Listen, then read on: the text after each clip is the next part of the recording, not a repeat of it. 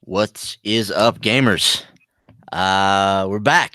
We're back with some E3 stuff. So, welcome to the official Short Pause E3 2019 preview show. I'm Ben Boyce, of course. On the other end of the microphone there, that is Mr. Frankie Ayler.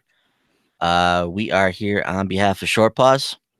And we're gonna talk some E3 stuff today. Franklin, you wanna get some pleasantries out of the way? Can I tell the folks what we're doing today, where they can find us? Yeah. So as far as this show goes, we're obviously going to go over our yearly predictions. Obviously, slightly different format. Um, I don't know if we're going to be able to do like an audio version of this at some point. So sorry about that. But those of you who are following us on Twitter at the Short Pause, this video, obviously, of course, we'll be going over, like I said, our predictions, some of the stuff that's leaked, some of the cool announcements we've seen, official announcements, not just leaks. Like I said, we're going to go over our predictions and our expectations for the conferences that are going to be ahead of us. And then, the Xbox conference will be kicking off in about 45 minutes or so. So once that conference concludes, I assume within the hour of that, we'll be back to talk about what we saw there, our impressions, reactions, whatnot. I believe we're going to be back tonight for Bethesda as well, right? Yeah, we got all kinds of fun stuff that we're gonna be doing today. So we got Microsoft, like I said, right around the corner. We'll lead you guys right up into that in the next 45, 50 minutes. And then we'll hopefully be back later on this evening with some reactions to what we saw at Microsoft's conference, as well as some reactions with what we're going to see from Bethesda. We've already got a couple of our good friends in the chat here. Jacob, what's up, dude? Beard, what's going on, man? Appreciate you guys hanging out with us for a few minutes. So, like Franklin was mentioning, a little bit of a different format here. We've got some new stuff we're working on in terms of our video productions here. So, but we're going kind of old school Google Hangout for the E3 predictions or the E3 pre-show today.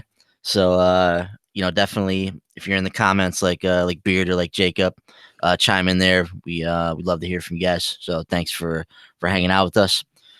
Frankie, like you mentioned, we are going to be kind of just talking everything E3 as we lead into the Microsoft conference here. So we're excited about it. We're ready to talk about things now. So it's like, all right, let's just get on the air right now. Let's get ourselves hyped up and ready for what is sure to be a huge Microsoft conference that's going to hit us at 4 p.m. Eastern here.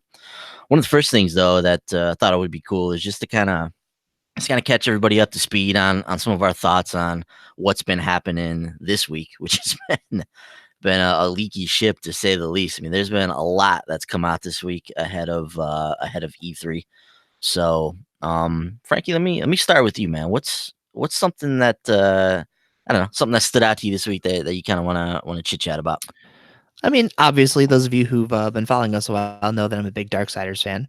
Love Airship Syndicate, love Battle Chasers Night War. So we heard some talk earlier in the week that, oh hey, Airship Syndicate's making the next Darksiders game, which Joe Matter came out on Twitter like, oh really, like, so you're like, okay, maybe not, but of course, we got a trailer for Darksiders Genesis, which seems to take that overhead, dungeon view from Battle Chasers Night War, turning it into more of like a Diablo-esque style Darksiders game, which I'm all for. I love the art style that Airship does. The combat looks like it's going to be a lot of fun. So, of course, still not continuing the story from the first game. But what's weird about this one is I don't think this is going to be like the other ones where it's going to kind of go back and tell you what Strife has been up to, because it looks like War is actually in this game as well. So if you're a fan of Darksiders, the game starts off with War kind of being blamed for prematurely starting the apocalypse. So I'm not sure exactly what the events in this game are going to be, but Airship Syndicate gameplay, the music already sounds great for it too. So I'm very excited about this, man. Nice. Yeah, that was an interesting announcement. We'd heard some rumblings about another Darksiders game hitting us prior to that announcement, and then when it was announced, it was like you said, a completely different kind of game, some kind of overhead, top down, almost dungeon crawler esque kind of game, and as Darksiders is wont to do, they just refuse to advance this story for whatever reason. So we are once again going back to the beginning of this story. We are 4 games deep now into the beginning of the Darksiders franchise. So, which is strange because you always talk about how Darksiders ended on this big cliffhanger, and fans have literally been waiting, what, 10, 15 years now at this point Yep. to try and figure out what the next chapter in this story is. Yep. So it's bizarre, but what's your take on that? On the top down overhead stuff. Is this a good move for this franchise? I mean, I think for Strife gameplay, yes, because I don't know. I think he's obviously going to be focused on using guns, and I think running around in a more traditional Darksiders game, just shooting people. I don't think that's going to be as exciting. We've had access to guns since War. Obviously, Death obtains Strife's gun in Darksiders 2. Haven't played Darksiders 3, but I assume she also has a gun, and they're just not. They're just sort of like little things that kind of start setting up combos. So having a character whose primary weapons are just guns, I feel like this was the right approach for gameplay for Strife. Yeah, very interested to see how that one kind of turns out in the end. Jacob Brent not with us this evening, so just be me and Frankie for the E3 proceedings here. And Frankie Beard wants to know what's up with the no beard look, man. What's going on here? I am in the process of getting, I guess you could call it a promotion at work, and I'm not allowed to have a beard anymore. So I'm not sure if it's worth the trade off yet, but Still that's why. remains to be seen. But nah, man, that's good. So congrats to you working on some promotional stuff. Yeah, thank you. Thank you. Definitely dig that. So, so for myself, the one of the big things that stood out to me this week, no surprise to anybody, haven't had a chance to really talk much about this yet, but the Destiny reveal earlier this week with Shadowkeep is something that I've been eagerly anticipating for, looking at what the next chapter of Destiny looks like, and what we can expect this franchise to look like moving forward with Bungie solely at the helm. And what we got with the Shadowkeep reveal was epic to say the least. It was a laundry list of things that the community wanted that were kind of checked off during that live stream reveal. So there's lots of really cool stuff coming down the pipeline with Destiny. Obviously, we have a brand new expansion coming out. We weren't even sure we were going to get that.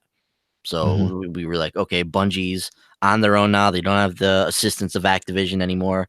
They don't have Vicarious Visions and High Moon to help them crank out some of this content. Are they even going to be able to put out an expansion this fall? And lo and behold, they have one set up and ready to go, and it will be accompanied by the normal accoutrements where you get strikes and raids and all that kind of stuff is all going to be a part of this expansion as well, which is exciting. The Crucibles getting some retinkering, getting some love.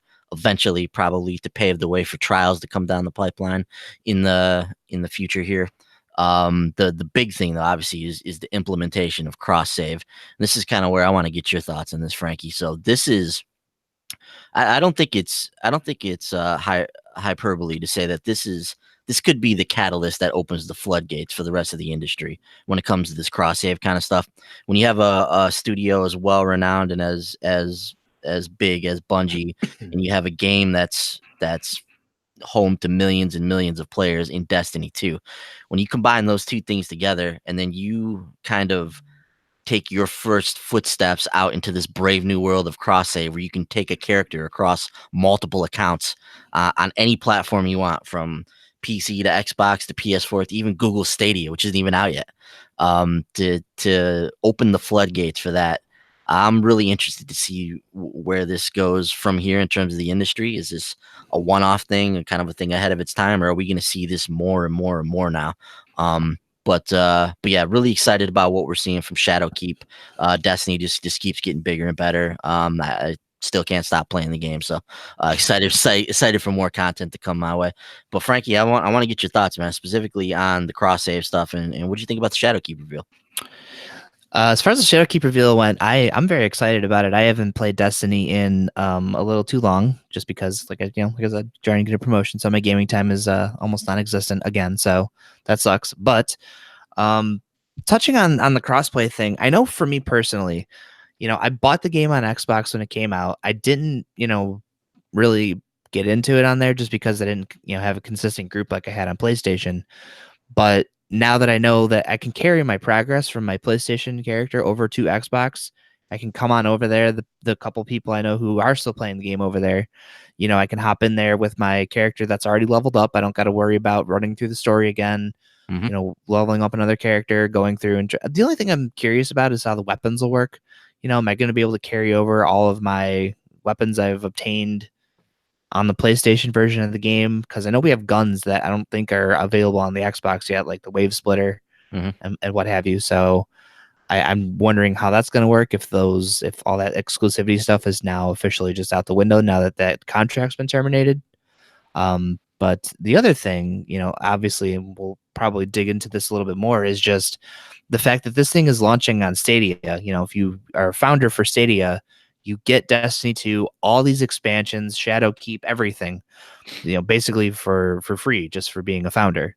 Hmm. So, you're then saying, okay, well, at that point, I'll be able to take my PlayStation character, or Xbox or wherever you're playing Destiny. If you have a Stadia, you can now play wherever the hell you want, Yeah. which is a dangerous thing, by the way. So, Extremely dangerous. yeah. Extremely dangerous So, for myself. Because I tested my connection at work just, hmm just to see, just for research purposes.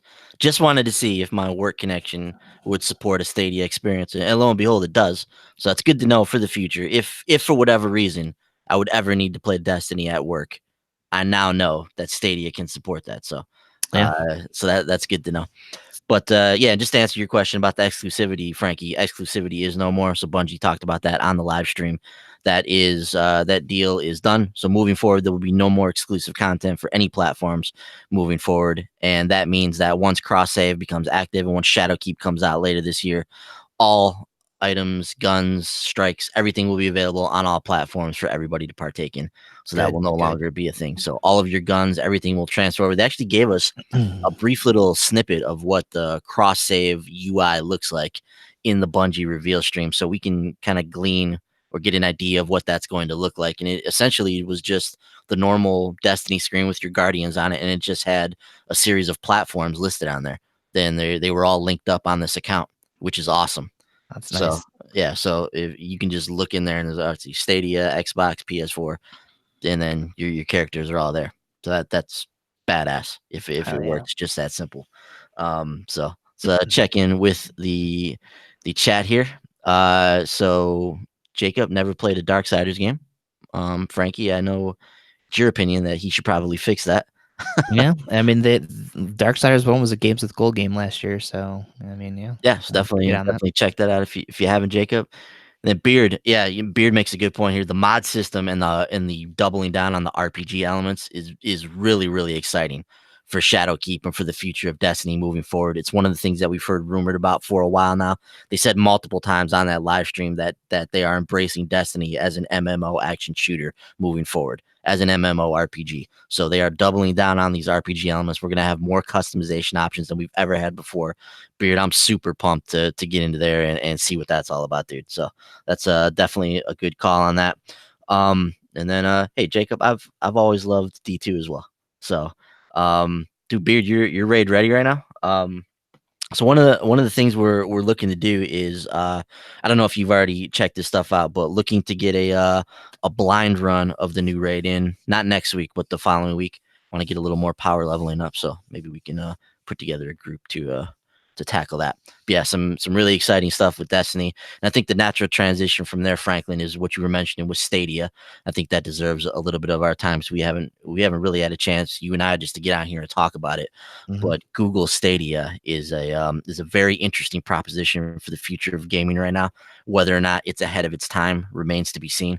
But the proposition of being able to play your games any and everywhere on any device that's connected to the internet or any device that can access a Chrome browser, I mean it's pretty exciting, man.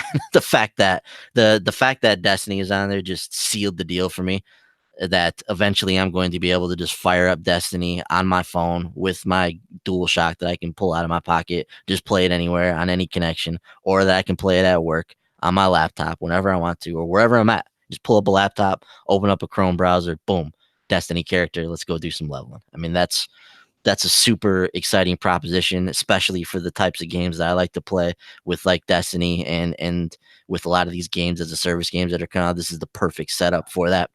But yeah, I'm very intrigued by Stadia, Frankie. So I want to get your thoughts on it, and um, specifically about the device itself and some of the things that we saw revealed this week, but also just on the the proposition that Stadia makes for the future of gaming. Like, is this the route that we want to go here? I know there's some people hesitant to go down this streaming rabbit hole, and it brings up a lot of issues in terms of ownership that Yeah.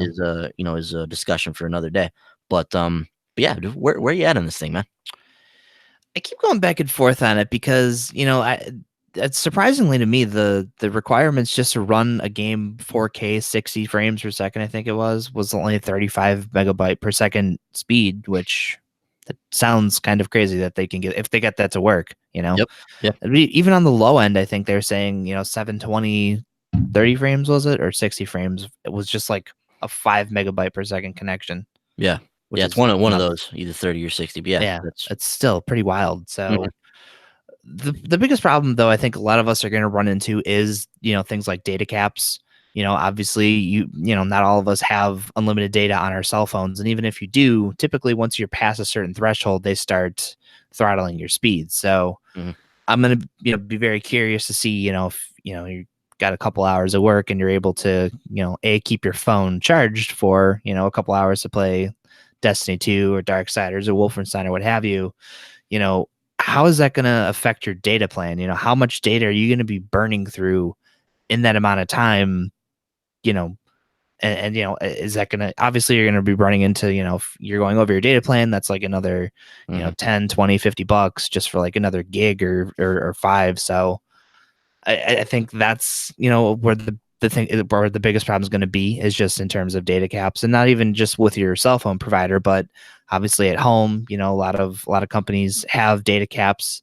So, and I know a lot of us already come near, damn near hitting those just downloading games every month. Yeah. So, going to streaming games, obviously games are a lot larger than movies to be streaming. So, but I mean, I think the technology has been out there. This isn't the first time we've had a streaming gaming platform. It's something that's been tinkered with a lot in the past. Sony's obviously snagged up one of the companies that was doing that. I keep forgetting the big one that was back in the day, but Yeah, I can't remember their name, the one that Sony got, but OnLive was the other one on live, yeah, that yeah, was yeah. trying to So trying to do their thing. yeah, but obviously Google is a huge, huge company. They've invested in getting Google Fiber out there.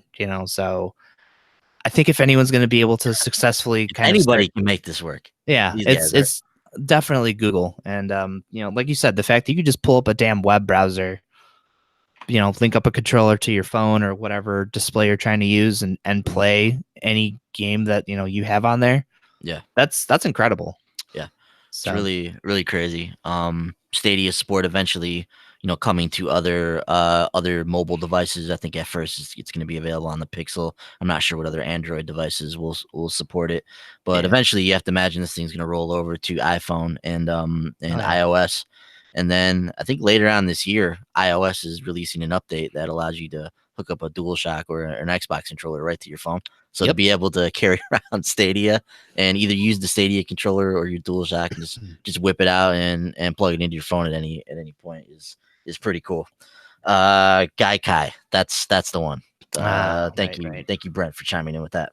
Doctus Loki, what up, dude? Doctus wants to know, Frankie, did you watch the Gearbox stuff yet? No, not yet. Not yet. So I missed this. Did Gearbox do something today? Probably. I know they've been teasing all week that they have some stuff going on today, but it sounded Stuff like a going on lot of today? it's going to be on the Xbox stage at E3. So, Oh, okay. So we can expect a heavy Borderlands presence mhm. at the Microsoft conference. But yeah, Doctus, they had 3 shows today. Okay, so Right. yeah, a That little sounds bit right. behind the 8 ball on the Gearbox stuff, but yeah, we're all pretty excited to see what Borderlands 3 is going to be about. And like Frankie was just mentioning, I think it's a good chance that we see a nice presence from them at Microsoft's E3 press conference, which we are just over 30 minutes away from as we're leading you into the show here, kind of talking about what's been going on this week. So yeah, Frankie with Stadia, like Destiny sold me on it. I went all in, bought the founders package. I'm like, there's no way I'm not going to be a part of this. And one of the things I told myself was if it was $10 a month, there's no way I'm not getting this. And the fact Mhm. that Destiny's available with it as well, that's just the icing on top of the cake. And actually, there's a billboard outside of E3 right now that has the Avengers game on it.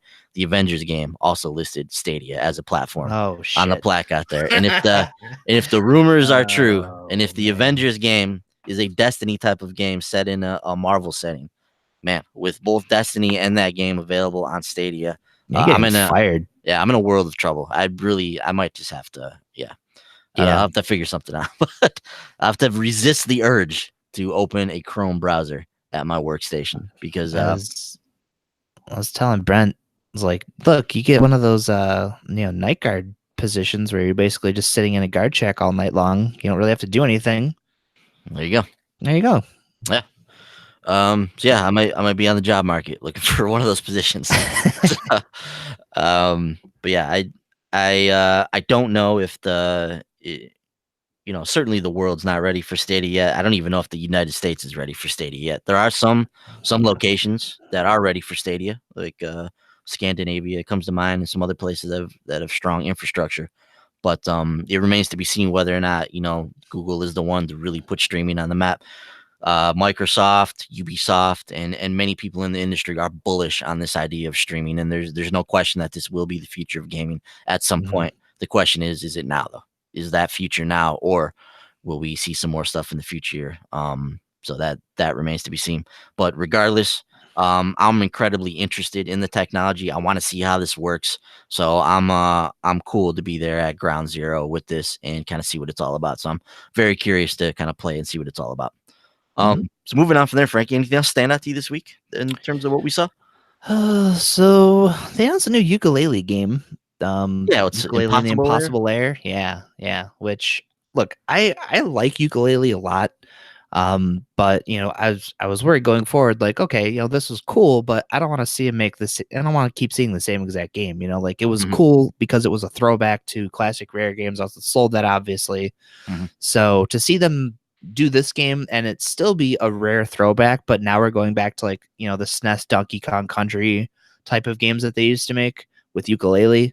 I'm extremely excited about this game just because of that. The gameplay trailer we saw looked really great. Gameplay looks nice and fluid, just like you would expect a game like that to be. mhm. So I'm glad that we're getting a new ukulele game and it's not going to be the same type of game over and over again. Yeah, there were some polarizing opinions on that game for sure.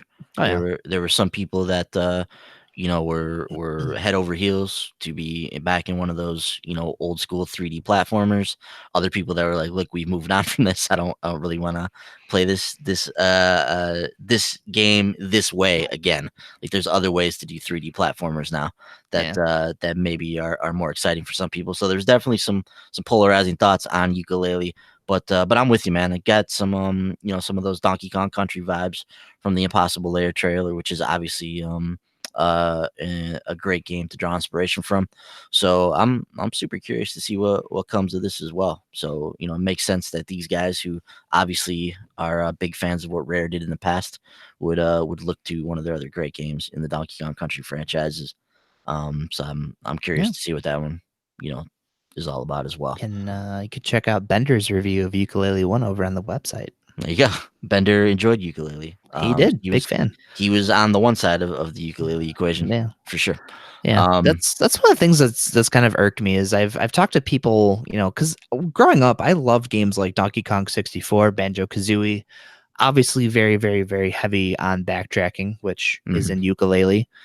mhm, And I mean, you play those games, and that's just something that you're used to, right? Like you get new abilities. You can now go to places that you've seen before. Like, oh man, now I know how to get there. So mhm. I don't understand why that mindset is bad now. Like those are things, and I'm sure, yeah. I mean, I get it. Games have evolved. You have new mechanics to that you can kind of get away with not having to backtrack. But at the same Mhm. time, it's like that was what they were going for. So I don't know if just people who were playing this never really got to play those games growing up, or just we're past that point of being able to do that kind of stuff and appreciate it for what it was. Yeah, and I don't really have any firsthand takes on ukulele to say one way or another. I didn't play it extensively, But from what I can gather, I think some of it just came down to the way it was executed, just some of the repetition in the game. Obviously, Mhm. this is a mechanic that's been in games for a very long time. Metroidvania games are built around the idea of going back to areas you were in before and unlocking new parts of that. And from what I can gather from what people were saying, there just wasn't enough new when they were doing the backtracking and going back through these areas. But like I said, I don't have any firsthand experience with that, so I can't say one way or another. There's no question it was a nostalgic experience, and many people enjoyed that. But yeah, it remains to be seen if they can capture that same feeling with the Impossible Lair, and maybe even rope in some of these people who are looking for a more modern experience as well, Mhm. which I think they have an opportunity to do as well. Franklin, one other thing that I thought was really interesting this week, and it's something that's been rumored about for a little bit now, and I was super curious when I heard about the rumor, but now that it's been confirmed, and we're almost assuredly going to see it at the Microsoft conference here in 25 minutes. But this game that's a collaboration between From Software and George R. R. Martin. So George R. R. Martin is of course the Game of Thrones creator, the Game of Thrones author. He is obviously well renowned for his ability to craft a sprawling fantasy narrative, and to see him linked up with From Software and working on like their next game together. It's reportedly called Elden Ring. This is pretty exciting, and I was talking to somebody the other day about this. But one of the great things about those From Software games has been their just incredible world building and lore that's in those games. The Dark Souls games, the Bloodborne games, Sekiro, they all have just incredible lore. But one thing that you don't necessarily play those games for is the actual story or the actual narrative itself. A lot of times you Mhm. don't even know what's going on. You're just kind of walking through there and killing stuff, and you're like, all right, this is fun. I don't know why I'm doing it exactly, but and there's so much to learn about the world as you explore the lore and some of the things that pepper the game, and you almost kind of create your own story, which is cool. But the proposition of potentially a From Software game, a sprawling fantasy epic similar to like Dark Souls, one of these huge fantasy worlds that they're known for, with all the lore that we've come to expect from them, but couple that with the narrative prowess and the ability to craft a story that George has proven himself to be over the years. Like, dude, if we get a From Software game with like a you know a Final Fantasy, like a Witcher narrative, or like one of these like big RPG narratives that kind of ties everything together. That to me sounds really really cool. Coupled with the excellent combat that's at home in those games, this could be the recipe for a very very good video game. So I'm super curious to see what this one looks like, man, and I feel like we're gonna see it at the Microsoft conference. What do you think? Oh yeah, absolutely. We saw Dark Souls 3 get its reveal there too. So Hmm. obviously, Namco and Microsoft have a great partnership. So, Yeah. but great partnerships though, like George R. R. Martin and From Software. Like you have two of, in my opinion, the absolute best of their mediums coming together. Like, there's no way this game is not going to be freaking epic. So, Yeah.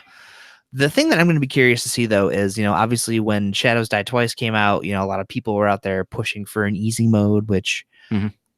personally, it's a From Software game. You know what you're getting into with those. They're challenging. That's the point.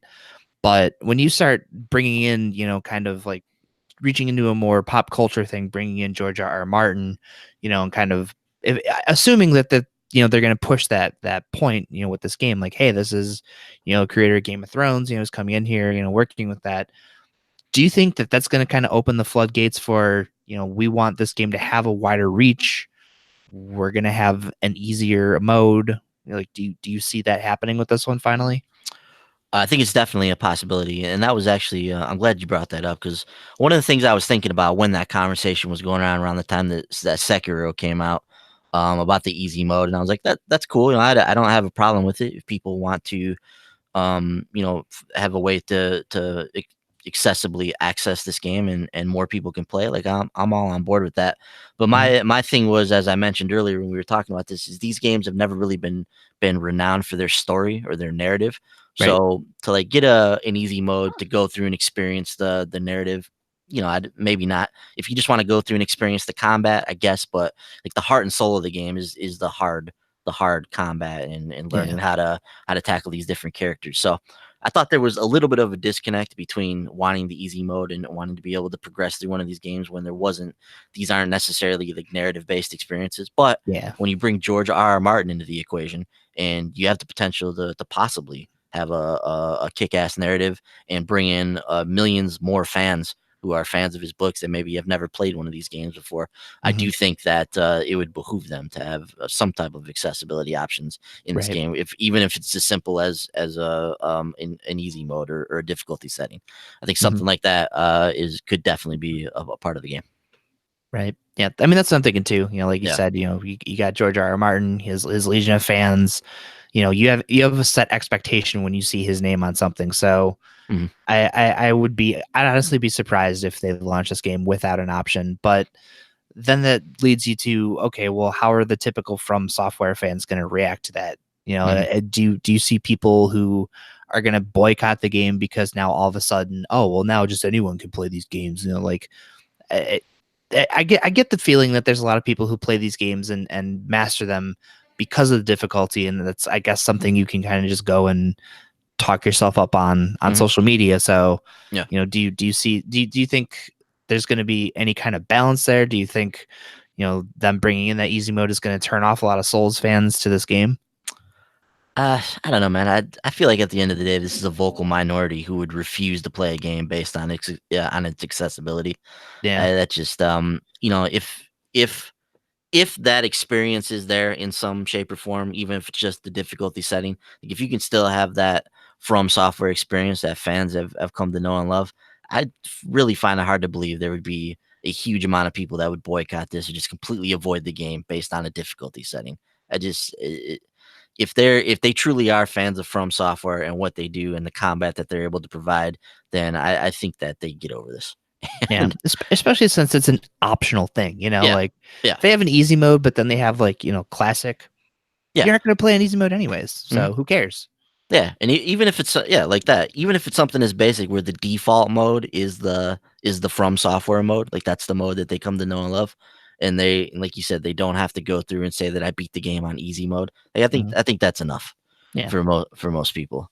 yeah, So I would be very shocked if this turned out to be a big deal. I mean, there's no question that conquering one of those games is a feather in your cap as a gamer, and like I get that part of it, but also more people playing games is better. So. yeah. I don't I don't have an issue with it. Um, frankly, anything else this week that you want to get off your chest? We are 18 minutes away from the Microsoft presser at this point. Yeah, the last thing I want to touch on is we've seen a lot of rumors that um Shinji Mikami is going to be at E3. Mhm, Obviously Evil Within 2 was not too long ago, which I'm also pretty sure he wasn't even involved with. I know his studio, obviously made, the game, but he wasn't in a director role like he was with the first one. So mhm, I'm assuming we're going to see a new Tango Gameworks reveal somewhere, mm. right? That would obviously If come he's along with that. if he's there at the Bethesda presser, that would make sense. So I didn't. You were mentioning this the other day, but I didn't realize that he wasn't either working on or heavily involved in the Evil Within 2. I don't know enough about the development of that game or what that studio even looks like. And I don't know if they have multiple teams working on games. I don't really know. But if he's there and he wasn't heavily involved with the Evil Within 2, it would make sense that they would be ready to show us something else. I mean, Bethesda's got to have something to show us, right? They're We holding a would press hope. conference, and Yeah, Doom's going to be there. But what else? So, exactly. Yeah. I mean, I know we have those the Wolfenstein co-op game coming out next mhm, month, this mhm, month, next month, sometime soon. yeah, So, but I mean, past that, obviously Elder Scrolls Online just had a new expansion come out. So I assume we'll be seeing something about the next thing for that. mhm. I'm also really hoping that, we'd start talking about Elder Scrolls Legends because that was supposed to be coming to consoles. Where the hell is it? Look, Yeah, I get it. Card games aren't everyone's favorite, but Elder Scrolls Legends is a lot of fun. So the yeah, fact that we haven't seen that yet is kind of upsetting. yeah. I'm definitely curious about what Bethesda's going to show us tonight, and I hope that at the end of the conference we're like, man, I'm glad they had a conference today, and not like, why in the hell did they have a conference? So, Yeah. Well, that was kind of last year, right? Like, yeah, yeah, it was very much last year. yeah. Um, Obviously, I do think that Fallout 76 is going to be a part of it. They've got to Mm, continue the damage control on that game. A lot of people think they should just leave it out to pasture at this point, but I don't they've know. committed to it. There's a lot of people I see on Twitter playing that game, and they're loving it. Like that game has come a long way since launch. So Yeah, I'm kind of glad they stuck with it. I just finished Fallout 4, so I kind of see the appeal of that whole Fallout gameplay loop. So yeah, and not that this is the be all end all of everything, but you know, if you use Twitch as a gauge of a game's popularity or where it sits in the gaming mind share right now, Fallout 76 is just not even in the discussion. You know, they uh, routinely have very few people streaming and watching that game. So, womp womp. um, yeah, I don't think the game's in a very good position right now. Regardless of who may be playing it on Twitter, I Yeah. do think that I'm curious to see what kind of legs that has or what future that has, but I think that will probably make an appearance at some point tonight. So, Yeah. frankly, we are 15 minutes away from the Microsoft press conference here as we are leading up into the big start of E3. Do you want to get some projections out there for the people or some predictions? Excuse me. Yeah. So I know you got some floating out in your mind. Let's hit the people with some of our patented short pause predictions. All right. So Bender obviously isn't here, but I do have some things from him. But he only sent me 3, so we'll work those in. Bender phoned in some predictions. How about that? Yeah. Yeah. He's a good guy. Good guy. So I have 5. I don't know how many we were gonna do, so I just picked 5. Five's good. Five's good. All right. So I'll go with one of mine first here. I think that Tunic is going to be one of those available now releases during the Microsoft conference. So if you forgot what Tunic is, that's kind of that throwback Zelda game. Was pretty popular from last year's conference. So Yeah. I'm hoping this year available now. Tunic. Yeah, it was an interesting looking game. I don't think it's out of the question that we could see some available now games at the Microsoft presser. This thing is going to be 2 hours long. You know, it's going to be beefy. I don't know how much they're going to spend on each game, but man, with all of the stuff that's rumored to be at this conference, Yeah. from new systems to games to XCloud to everything in between, you do wonder how they're gonna fit all some of this stuff in there. Yeah. So you know, what type of presence will these smaller games have at the conference? Will they take up a large chunk of it? Will they be able to get that available right now out there? But I Hmm. think it's a good possibility. Hmm. Hmm. For myself, I am going to kick things off with a Ubisoft prediction that we've mentioned in the past, but I think we're going to see a new Splinter Cell at the Ubisoft conference. You know, I know there was like a joke that was sent out on Twitter by one of the developers some time back. They said it was a joke, but Yeah. that they were working on Splinter Cell. But we've seen a lot of smoke around this particular game. You know, from Ironside returning as Sam Fisher to just I don't know. There's always seems to be talk about Splinter Cell. So at some point or another, they're gonna have to reveal this game to us. And there are several games on Ubisoft's calendar that are unrevealed at this point. One of them is presumably Watchdog Legion, which we've seen leaked, which they will discuss at the show. But there's a couple other slots that are in there. Skull and Bones has kind of vacated this near future time. They're I think they're probably a fall 2020 title at this point. Yeah. Yeah.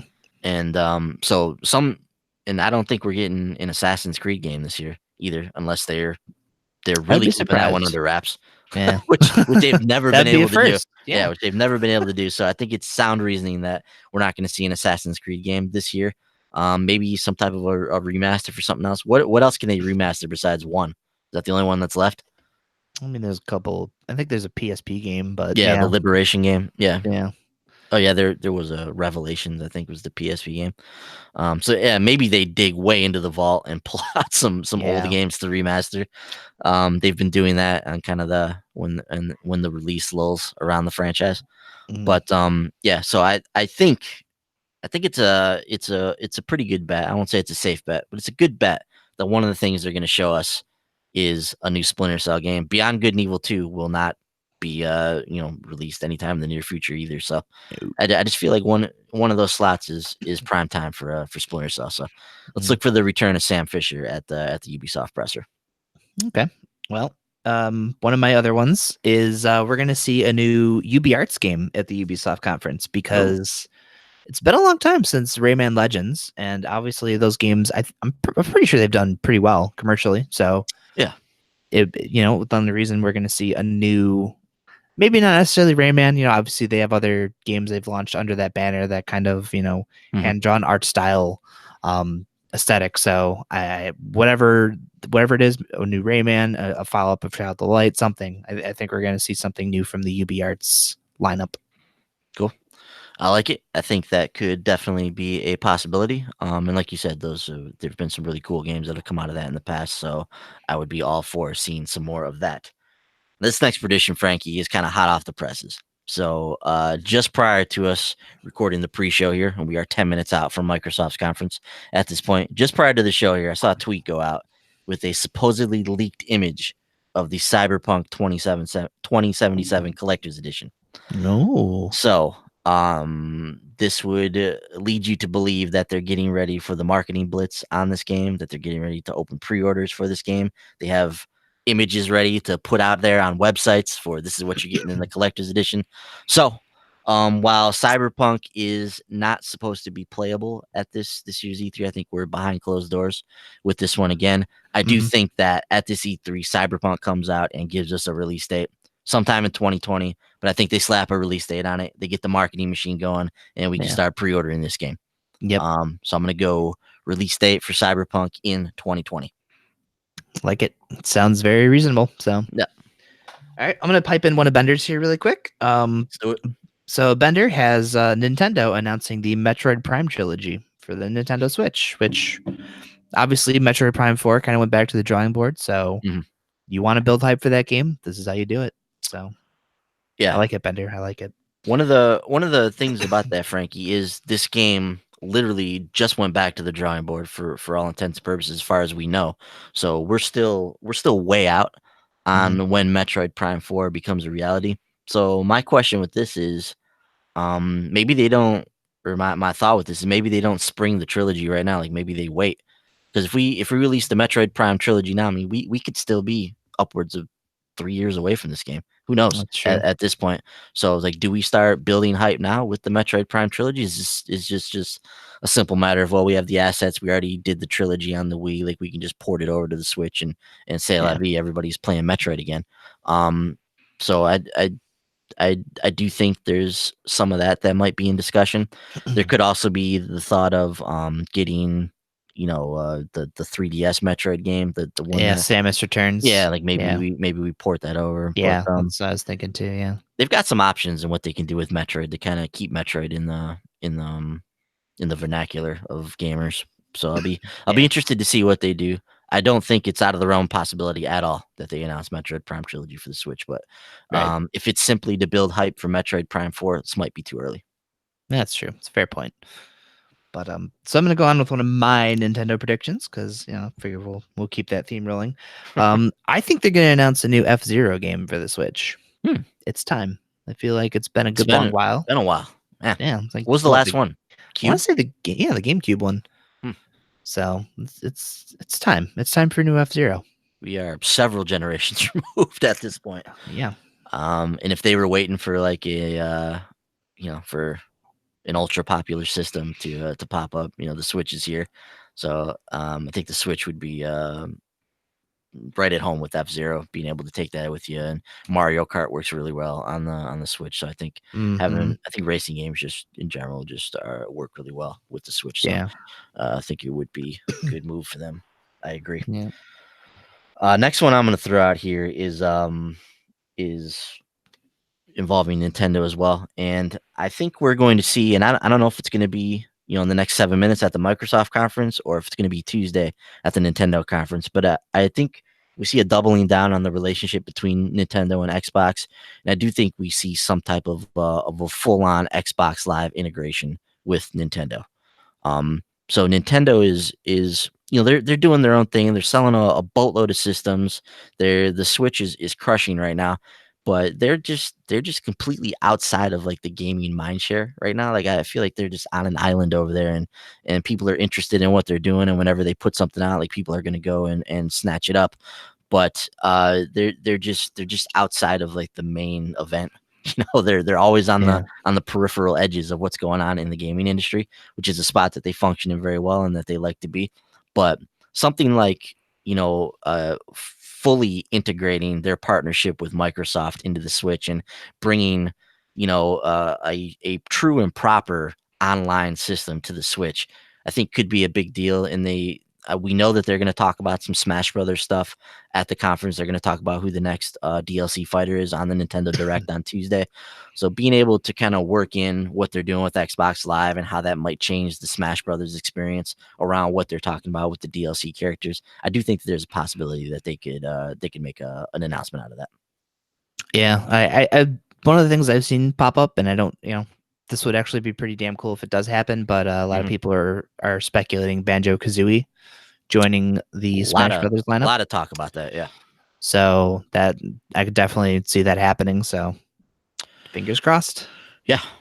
Franklin, we are 5 minutes away from the start of the Microsoft conference here. Why don't you throw out your last couple predictions here? All right. So before I throw mine out, let me just toss Bender's last couple out here. Bender believes that Ori 2 is going to be an Xbox available now announcement. That would be big. That's I think that's another one a lot of people are kind of expecting. And he's thinking that Animal Crossing for the Switch will get a September release date. So we'll see. Obviously, Animal Crossing, a hotly anticipated one for the Nintendo Direct. Mm-hmm. Yeah. My last couple. I think Square is going to announce a Legacy of Kain Soul Reaver remaster. Oh, That's I dude, obviously that would be awesome. that would be it'd be great. Obviously Deus Ex is kind of on hold for a while. They're not associated with Hitman anymore. And obviously the big thing with them is going to be that Avengers game. Obviously, Tomb Raider is also kind of Oh boy. probably. I don't know. I haven't played Shadow yet, but I assume that series is done for now. So, Mm-hmm. Legacy of Kain Soul Reaver remaster, I think, is a huge possibility just to kind of see where interest lies in that franchise and bringing it back. So, Absolutely. and lastly, I think Return of the Obra Dinn, very popular PC game by the creator of Papers, Please. I think that's going to get an announcement as an Xbox console launch exclusive. I think that makes a lot of sense. That was a extremely popular game, like you mentioned. Couple more I'm gonna throw out here. We are 4 minutes away from the start of the conference now. Uh, this is this is like this is low hanging fruit at this point, but I feel like Halo Infinite is gonna make its debut as a cross gen title at the conference here. I don't think there's any question that it's going to be available for the next gen Xbox, and probably a showpiece launch title for that system. So I think we're more than likely going to be targeting a fall 2020 release for the new Xbox console, and I would be very surprised if Halo Infinite wasn't right there with it to usher in the start of that console. And then last one I'm going to throw out there is I do think Microsoft is going to double down on Project X Cloud. I think this will be a large portion of what they're about to show us in a few minutes here. And I think with Google trying to kind of throwing out the first blow there, I do think that they're going to trot out and talk a lot about what their streaming platform can do and how it's going to be a direct competitor to Stadia, and maybe even mention their partnership with Sony in terms of what they're doing with the Azure servers and what those two might be able to do together against Google moving forward. And I don't think they're gonna come out and directly like declare war on Google or by any means, but I think they do want to position themselves as somebody who's at the forefront of this technology as well, and they want to put out what kind of their thoughts are on streaming, as I do expect streaming to be a huge part of this next generation of gaming. Um, so Franklin, 2 minutes out from the start of the Microsoft conference here. I want to wrap this up with kind of what we hope to see from Microsoft here, moving forward. So clearly, Scarlet and the next generation Xbox has to be a huge part of this conference, right? There's no way it's not. Oh yeah. That's something that's been. I guess people are picking up that Phil Spencer's kind of been teasing throughout a lot of the stuff that's been Yeah, released. So and some images they've put out that have actually some like crazy like Bungie type stuff where they're putting codes in there that equate to Scarlet that people have picked up on the RGB code for Scarlet. So that's yeah, in the images. I don't think there's any question, dude. This is their E3. No Microsoft or no Nintendo presence. They're doing their direct thing. No Sony presence. They have no conference at all. The stage is literally theirs. There's no better time for them to talk about their next generation platform than when the eyes of the world are on E3 than right now. So oh yeah. I don't think there's any question they blow the doors off this thing. Oh yeah, yeah. So like you said, obviously they're kind of alone this year. Hmm. The other thing I'm really expecting is a heavy third-party presence. Absolutely. I'm expecting Microsoft to have a ton of marketing deals, especially for this fall. A lot of Hmm. those big games coming out are going to be on this stage today, so I'm expecting a lot of stuff, Yeah. not only from the first party but third party. Huge presence. Yeah, no question. So big third party presence. We already know we're gonna see Jedi. We know which looks badass. By the way, we didn't get to talk about that at the top of the show, but Fallen, Yeah, Star Wars, Jedi Fallen Jedi Order Fallen looks. Order. Yeah, Yeah, which I'm trying to figure out how to say that with the weird colon placement and stuff. So Star Wars Jedi Fallen Order, yeah, looks incredibly badass. So that's gonna be there. The Borderlands 3 is going to be there. There's going to be a ton of games. Cyberpunk more than likely will be there in yeah, some respect. So there's going to be a ton of stuff at this conference, and for sure the new console, for sure third parties. 14 new first party games are going to be on display here.